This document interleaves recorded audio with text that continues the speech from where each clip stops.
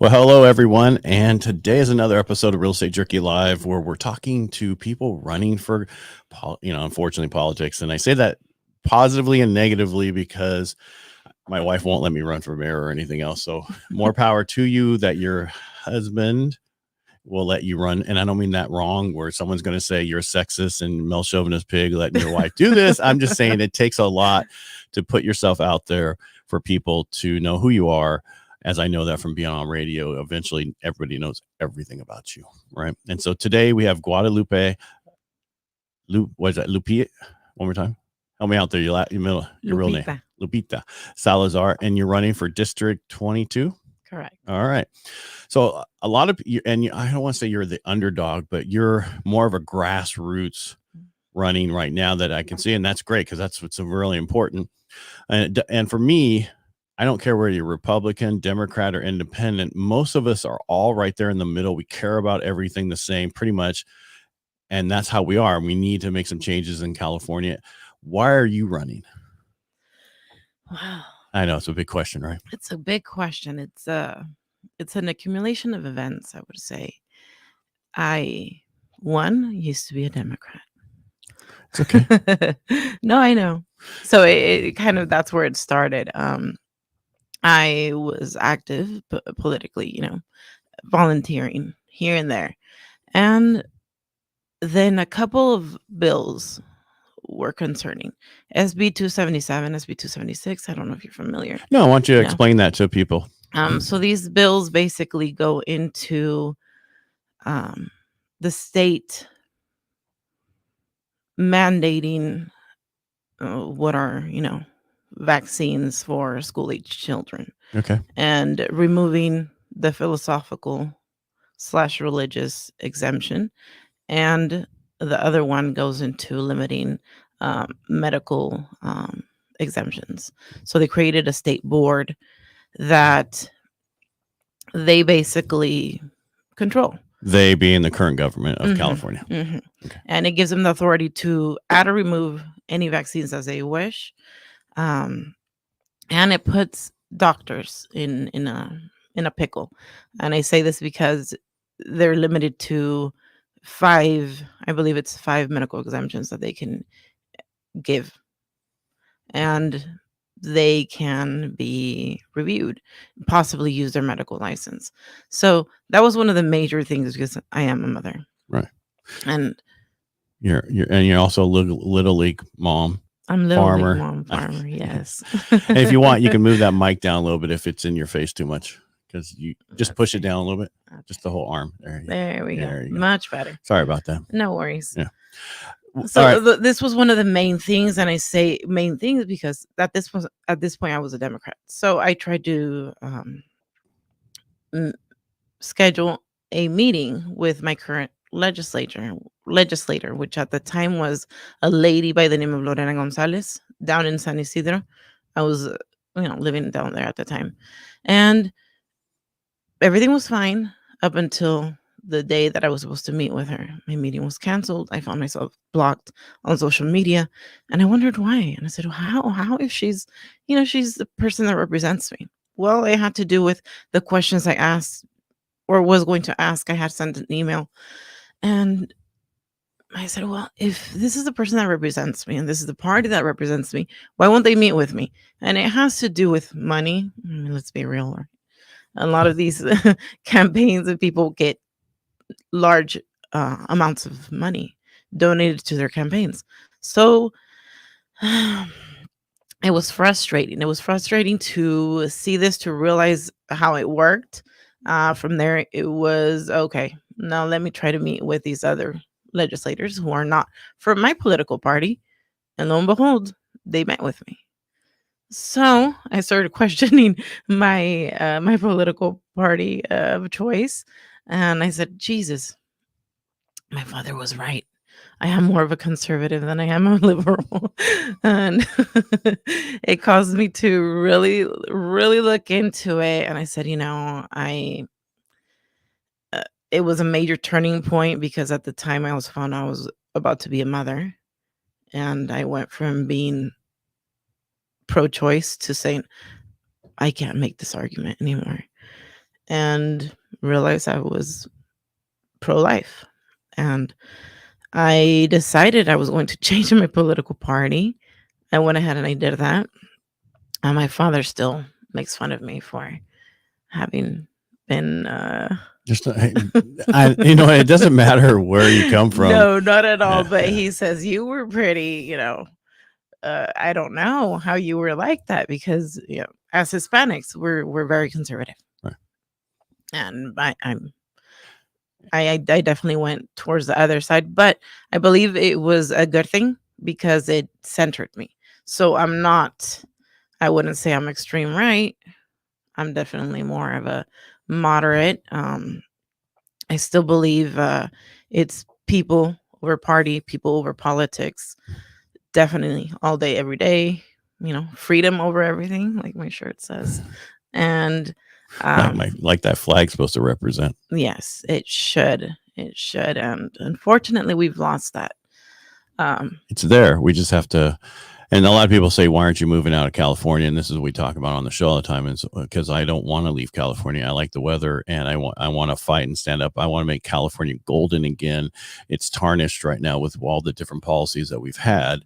And that's why people always ask, why do you have, people running for office on your show? And it's like, because people need to know their community and who's representing them, because just like you noticed that you might not have the right representation that you want in your area. And how you do that? If you're not going to do it, who will? Exactly. And you should be able to meet with your constituents regardless of political party.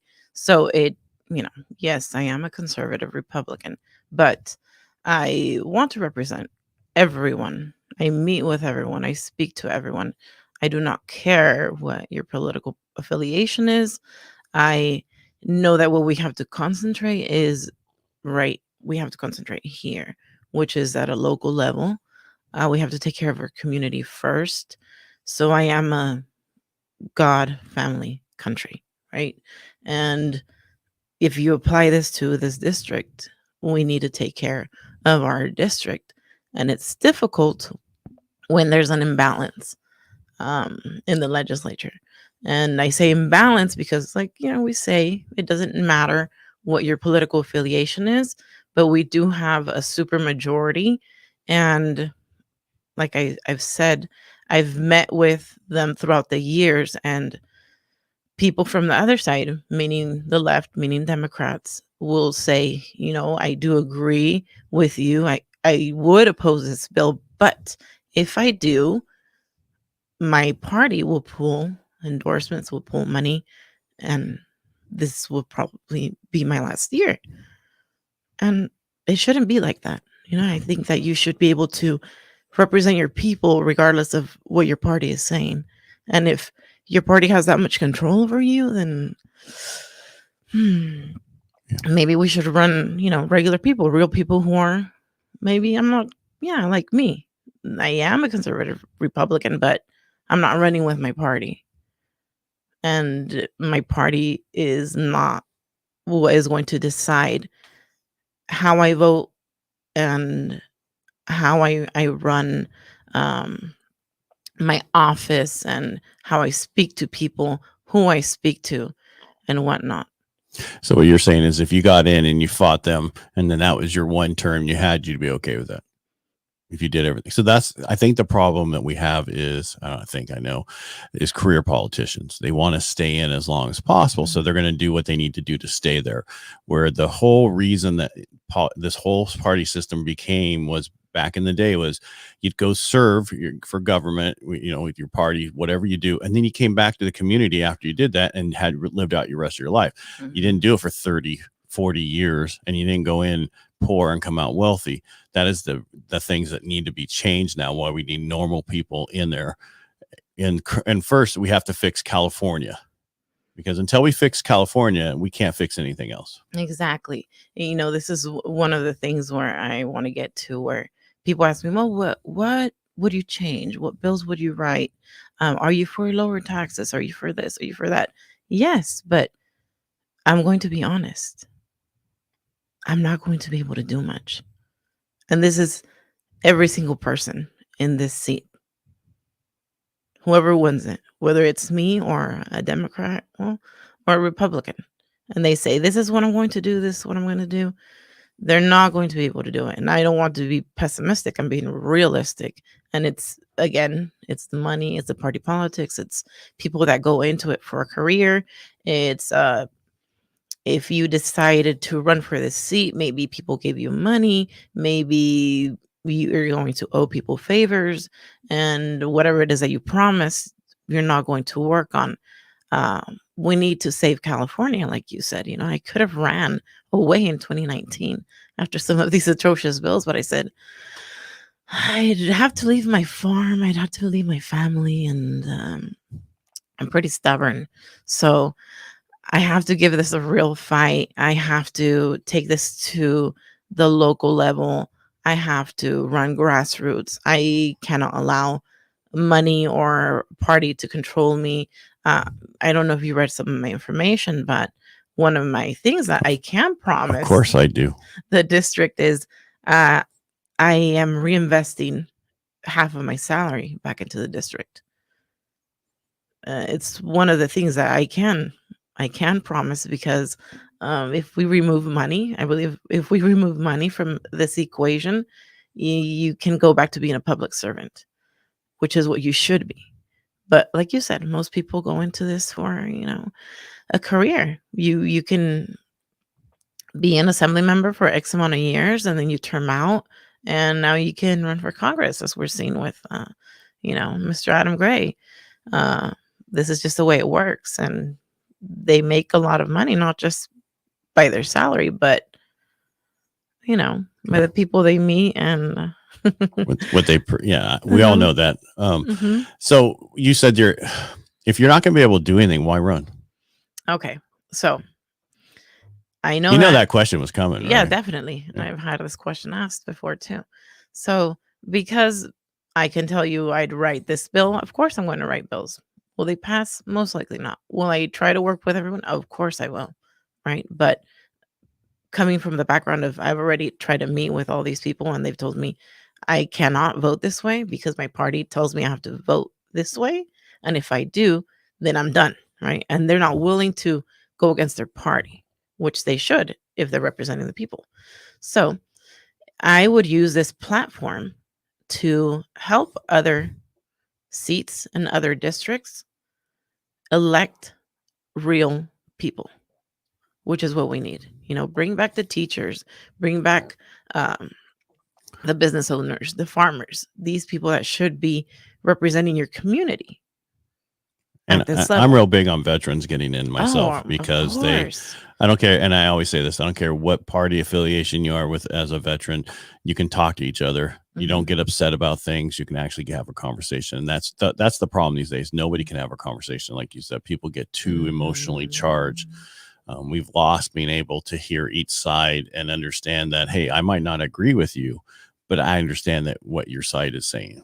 Oh, definitely. And you don't know how difficult it is to be a Mexican American who's a conservative.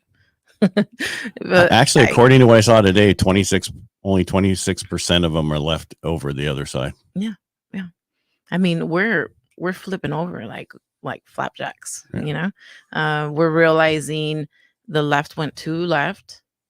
We're very conservative. Again, God, family, country. So we're thankful that we're able to be in this country.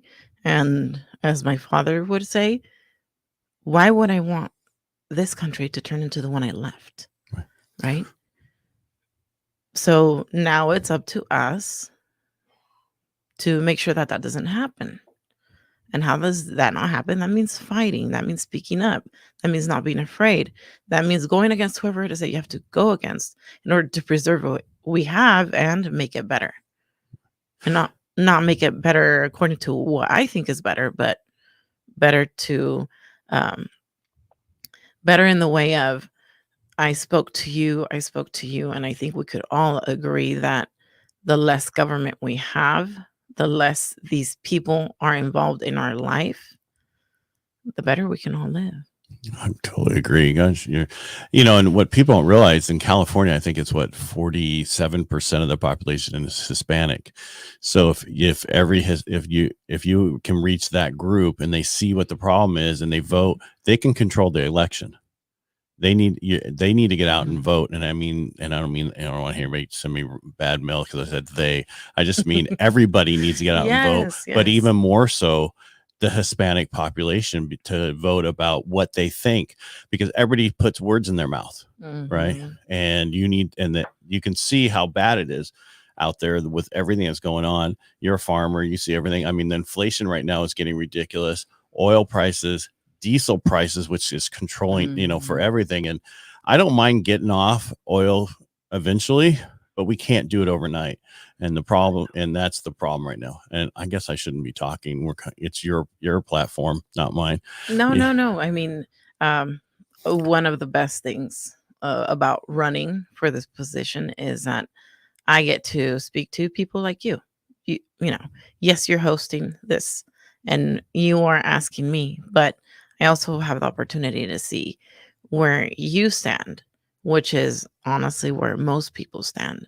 And they're not given the opportunity to speak, or someone, like you said, puts words in their mouth. So when people go out there trying to represent, for example, the Hispanic community, I believe they're out of touch, and I'm not saying this because I am one myself, but I also speak to the Hispanic community, and within the Hispanic community, there's differences. We have your first generation, your third generation, your there's what are they called? They're already residents, but they're still not citizens, right? And then you have the ones that are not citizens. So you still have to represent the whole group. And you can't say this is what they all believe. No. But what I can tell you that most of them, if not all of them, want is they want to be able to work and to keep as much of their paycheck as they can, which I think we can all agree on. I think I can spend my money better than somebody else. So, yes, yeah. Right? Especially when we've seen the terrible mismanagement, especially over these 2-3 years, the billions that went into helping our homeless community, which I believe we have nothing to show for it. We even have more homeless people. I just think the government, they try to come in and help, and unfortunately their situation always makes it worse. I can talk about my industry, the mortgage industry, when they came in 2008 and thought they were going to fix everything, and they've actually made it worse. They've done that with a lot of different things and programs that are out there to stop it. So a couple of the things that I want to kind of go over is, what is there a few things that you stand for that you want to make changes in?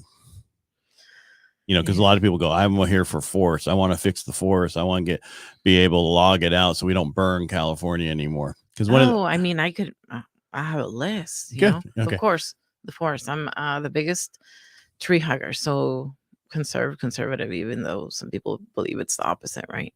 We want to just take it all out and put roads through there or build homes, which I believe, yes, we need homes, but in certain areas, right? We shouldn't have had that problem. I believe it's so sad and unfortunate that a lot of our beautiful trees burnt down and people lost their homes. And from what I know, they're still waiting to receive payment, right? I would like to lower the taxes.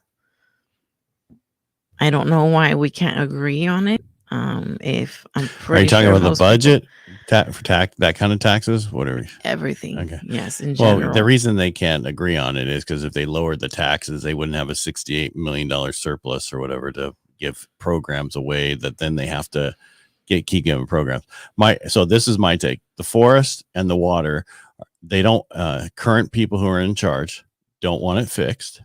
because then they can't sell the issue with global warming and everything else, because California's on fire. We don't have enough water. We're running out. So if they actually fix those two things, which is very easy to fix, we already have stuff in place that just needs to get done. And the forestry just needs to be able to go in, thin it so that it doesn't burn, because we actually create more pollution with it burning than any other thing. And so, but those are two crises the current administration does not want to get rid of, because they can use it to their advantage. That's what needs to get changed. Yes, and their advantage is just money, right? Making money. Well, getting the federal money so they can use it for Yes. whatever. I mean, the last time we had the rain in the winter, it was, the governor used it as a emergency, because this and this, and the snow was so great and this, but he got it even for Sacramento County. So the problem is they take advantage of the situations for that money, for federal. They always do. So whoever they are. They, right? They, the people who will not allow a third party to audit the state. They. So I believe we are the only state that doesn't allow a third party to come in and audit us. I did not know that. Yeah. And that's something that I would like to work on. But again, you'd have to convince the supermajority to stray away from their party, which I don't believe they're willing to. No, what you need to do, and you are so far the only person I've spoken with on the show or whatever that actually can reach out to them is this Hispanic population, and get them together and say, we need to vote for policies, not personalities. And if you can get not control of them, but get them to understand where everything is, you could change California faster than any other nationality out there. Oh, definitely. This is something that when I've gone to political events, I've spoken on this, right? We are not I just reaching out. By the way, I keep looking over here to see if there's any comments that doesn't come through. I'm not ignoring you, because no that's worries. why I keep looking over there. I'm just doing that so people stop writing me questions like I'm ignoring you or somebody else. No, definitely bring on the questions, right? I have a lot of them, so that we can get through them. Okay. So yeah, they don't reach out to the community, or I believe as far as the conservative party or conservatives, Republicans, we don't. I don't know why. And I've asked them, like, are we afraid? Why are we afraid? Well, I think we know why some are afraid, right? I'm not afraid. I am, first generation. I grew up here, and when there wasn't any work, I'd go to Mexico with my parents. They would put me in school there, and I picked up the language a lot better than I would have if I would have just stayed here. So I've worked side by side with people who are not U.S. citizens or residents, right? I can tell you that everyone, regardless of legal status, is just hoping that they could, one, keep most of their paycheck, right? They want their kids taken care of, meaning a good education. And they don't have to worry about any funny business like these sex ed curriculums, because CRT. Again, they're conservative, right? They don't want anybody talking to their kids about sex. They don't. And these are just straight across. Gotcha. I don't know why people are scared. Again, why? I go into any community and I can talk to all of them and say, hey, I am so and so. I am running for this office.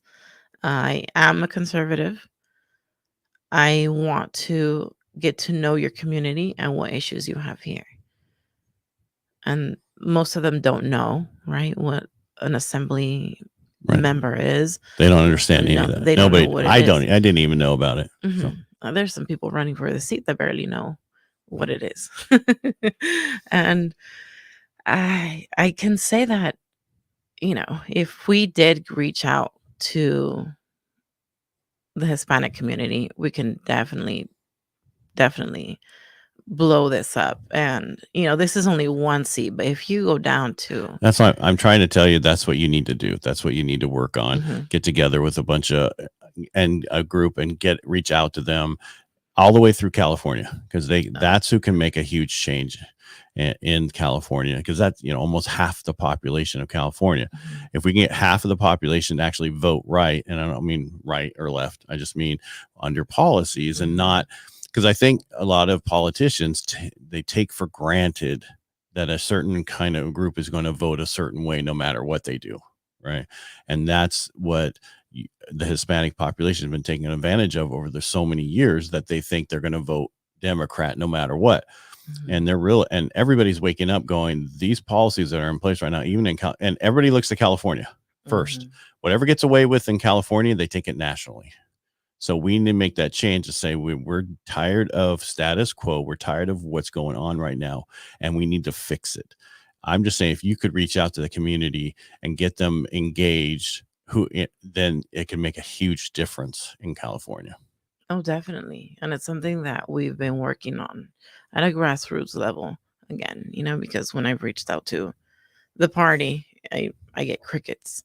Forget the card. You should just do it yourself. Yes. I'm just saying you should be doing Facebook. I don't know where they're located and how they get a hold of them or whatever, but whatever that is, you should be reaching out and having your own route, just with, even if that's what you're focused on, because that's a huge group to help get the change in California, and you have something over everybody else running pretty much that. And in this district, it's a third of the population. That's still a lot. It is a lot. And again, I have no problem going. I actually love to do it in person. So yes, I'll do some Facebook, I'll do some Instagram, but I'm the type of person that loves to knock on your door or show up to these events, introduce myself. There was an event a while ago out on Crolani Road, and I showed up. They had live music, and they all just looked at me. And when I went up and I introduced myself, they started laughing and they said, "Oh, we thought that was it for us. The city was coming, the county was coming, they were shutting us down." And I said, "Why?" I had a clipboard, right? And said, "Well, we see this truck shows up with American flags, and they kind of sit at the front and with a clipboard." And I looked, I guess, a little official right now. I don't look official. You're fine. You're good. And you're comfortable, and that's how it should be. So. And we just kind of joked about it, and I got to speak to a lot of these people. But again, I'm very comfortable there. I grew up in that area. I grew up going to all these events where we congregate. So flea markets. We call them bailes, right? Bailes meaning like a dance. I think that if we did want to really change things, like you said, one, reach out to them, talk to them, and actually speak on what they communicated to you, right? Not use blanket statements, because I don't know if you saw a few years ago when they were trying to pass, they did the whole sex ed stuff, right? The majority of the parents that showed up to these schools and protests and to these boards of education in Southern California were Hispanic. These moms couldn't speak English, but they were there voicing their concerns. So again, this is only one seat, but like I said, I know that working on legislation might not be something that is going to happen, especially not in the first 2-4 years. But what I can do with this platform, with this seat, is use it as leverage, right? To communicate, to reach out to the Hispanic community in other districts. I would love to go and tackle LA County. We're talking about 20 something seats right there. Right. All right. So before we go, why should someone vote for you? Well, I believe that if you are done with the BS, I am that person that's willing to tackle it, regardless of who I have to go up against. This is for us. This is for the safety and security of our children. I have 3, right? If you believe in the American values, if you believe in America, if you believe that the people, like it says in our Constitution, right, have the power, then I am the candidate that is willing to not only represent everyone in this district and fight against the establishment, the big money, the corporations, the political climbers, the lobbyists, the grifters. I am the person that will always be open to hearing whatever it is that you have to say, what your concerns are. I am looking into making sure that the staff that comes with me to Sacramento and stays here is from this community and this community only. I believe that we have to stay humble. We have to put our community first. I don't have any big money behind me. I never will. I've actually stated that I will refuse any campaign donations now. I have already, and in the future, because I want to make sure that this is the way it stays. And I set an example, right? We always talk about politicians being sleazy, and it's easy, I believe, to fall into this money trap. But if you elect someone that is from the community, like myself, I was born and raised here, we have this opportunity to take everything back. I just don't know why you would want to vote for anyone else. All right, there you have it. Guadalupe, thank you so much for coming on the show today. I really appreciate it. Once we get through the primaries, we'll have everybody back that's still in it, and we'll have a debate. We'll have them on air going forward because until the election. I hope to see you back here. Likewise. Thank you. All right. Thanks, everybody, for watching. And if you like what we do here, just subscribe and share. And again, thank you so much for being here today, Guadalupe. Thank you for having me.